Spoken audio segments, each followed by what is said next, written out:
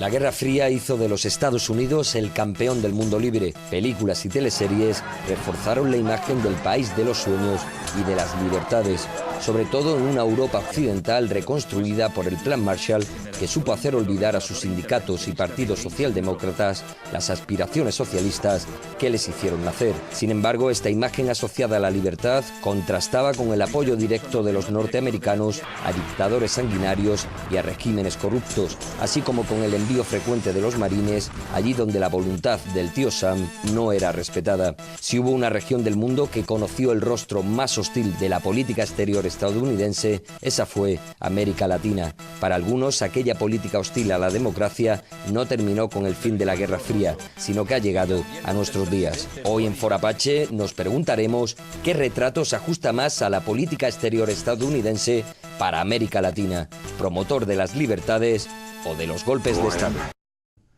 Y es que el nacimiento de Estados Unidos nace también como poder imperial e imperialista. O sea, así ha sido. O sea, no hay que hablar solo de la Guerra Fría, ¿no?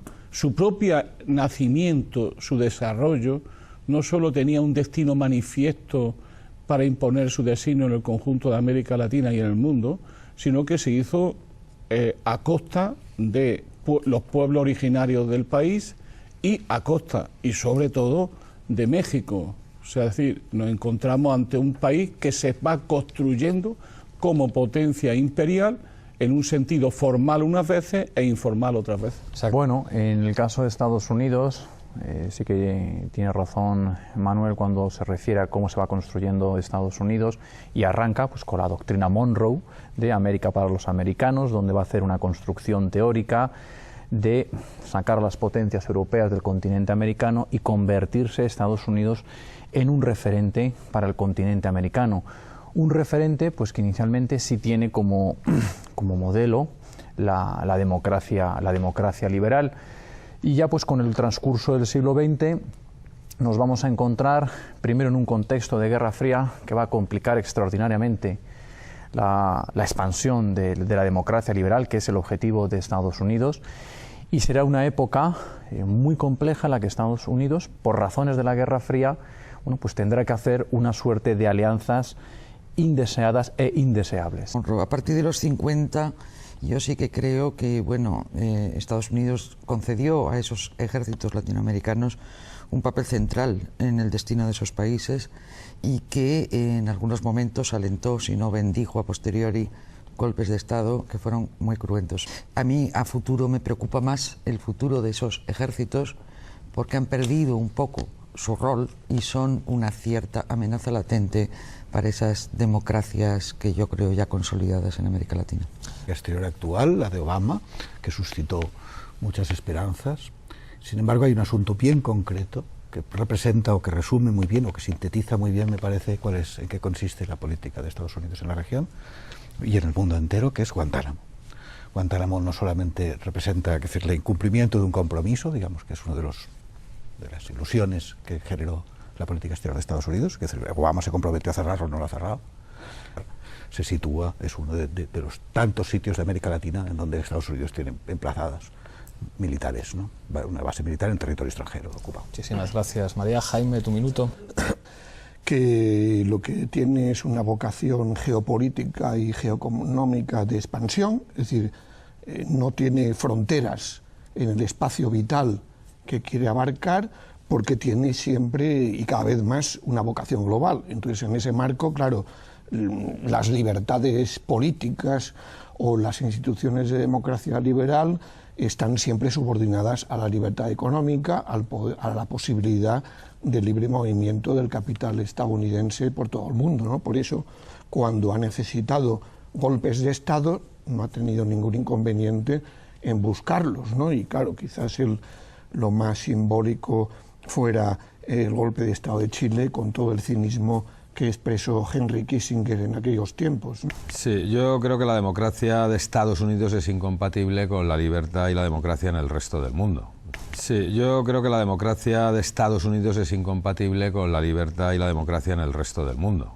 Creo que eso se acreditan con los hechos, ¿no? Creo que su origen está, bueno, pues ellos desde siempre se han creído un pueblo privilegiado, han querido una democracia solo para su país, la mentalidad peregrina, ¿no? De pueblo, de los primeros peregrinos, de pueblo elegido por Dios para una misión histórica, y como eso es fundacional, pues en primer lugar tuvieron que ocupar todo el territorio que pudieron a costa de México, a costa de los pueblos aborígenes, y luego, bueno, ellos han hecho una construcción claramente, y en eso desde luego son muy claros, de derechos solo para ellos en contraposición a los derechos del resto de pueblos, ¿no? Han no solo auspiciado golpes y legitimado la utilización de la tortura de una forma sistemática, sino que en la práctica todos los ejércitos de América Latina los han subarrendado, ¿no? Durante muchísimo tiempo los han hecho delegaciones suyas para aplicar sus políticas, ¿no? E igual que han hecho en América Latina, han intentado hacer en otros continentes y lo han podido hacer en muchas. Es sustituir el papel de los ejércitos por el neoliberalismo, la deuda externa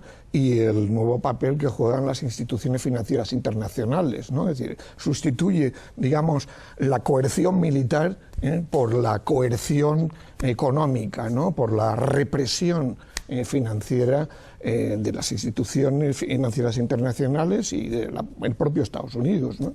Y claro, hombre, no me parece que Estados Unidos siempre tiene en todo caso una excusa, ¿no? Porque ellos realmente sí que cultivan una democracia en contraposición a la democracia en el resto del mundo, ¿no? O en el resto de América Latina por lo menos, ¿no? Primero fue la doctrina Monroe, luego fue la doctrina de seguridad nacional, ahora es la doctrina de la guerra contra terroristas, y ellos no tienen problemas en sacar las películas de Hollywood, esta última de la muerte de Bin Laden, pues ahí claramente ellos muestran cómo ellos por la democracia torturan a quien haga falta torturar sin ningún tipo de problema, ¿no? Siempre hay una excusa para privar o limitar a otros pueblos de sus derechos, ¿no? Una absoluta falta de respeto a las decisiones soberanas de otros pueblos, y yo creo que tiene mucho que ver también con una política de desinformación muy extendida dentro de los Estados Unidos con el fin de generar ese miedo a ese enemigo externo que permite efectivamente cohesionar a la sociedad norteamericana desde el desconocimiento palmario en su inmensa mayoría de las relaciones internacionales, ¿no? Y del respeto a los derechos entre los pueblos, ¿no? No, yo en general yo creo que es siempre muy complicado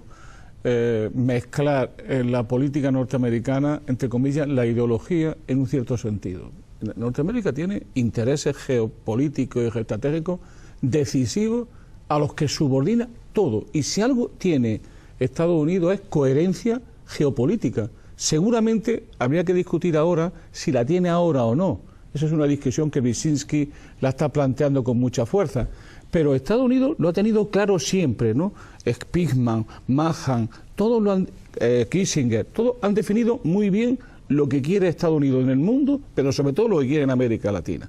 América Latina tiene el América Central y el Caribe, que es, como decía Spigman, de absoluta competencia norteamericana, que no lo van a nunca a dejar a un lado. Desde México hasta Venezuela, todo es un Mediterráneo, ahí van a estar y no van a consentir jamás ninguna intervención. Lo que Spigman, por ejemplo, consideraba de lo que pasaba en Sudamérica, ¿no? En Sudamérica decía que había un problema. Para ello, Sudamérica era A, B y C, que era Argentina, Brasil y Chile. Consideraban que el problema de fondo es que algún día se pudieran unir, y si hubiera una unidad de Sudamérica en torno a esos tres grandes países, la única posibilidad, lo dice Spigman, que murió en el 43, la única posibilidad es la guerra. O sea, Estados Unidos tiene con toda claridad, tiene en América Latina no su patio trasero, sino su zona de expansión geoestratégica, y no la va a compartir. Y yo creo que eso sería bueno que lo viéramos. ¿Por qué? Porque le podemos echar ideología y decir, bueno, es que era el peligro soviético, pero ¿qué pasó desde el principio hasta todo el siglo XIX? La permanente presencia militar de Estados Unidos, los golpes de Estado, la intervención en casi todos los países de América Latina, intervino directa o indirectamente, el comerle el territorio a México. O sea, toda la historia del siglo XIX de Estados Unidos es una permanente expansión y reclamar lo que yo acabo de decir antes. Luego, si empezamos, ¿cuándo empieza a ser la influencia soviética peligrosísima en Estados Unidos? ¿Cuándo? A partir del 17, pues ir contando todas las intervenciones que ha habido, y está claro que Estados Unidos lo que tiene es un diseño imperial en una competencia mundial, y en esa competencia mundial Estados Unidos iba a sacar su provecho. Y bueno, esto lo que nos lleva es al concepto primero de imperio y luego ya de hegemonía. Evidentemente, Estados Unidos se explica desde que nace por el concepto de la hegemonía, estar en posesión de la hegemonía, y va arbitrando su política exterior en torno a este concepto. Defiende su interés nacional, que a medida que van transcurriendo los años se convierte ya en un interés global.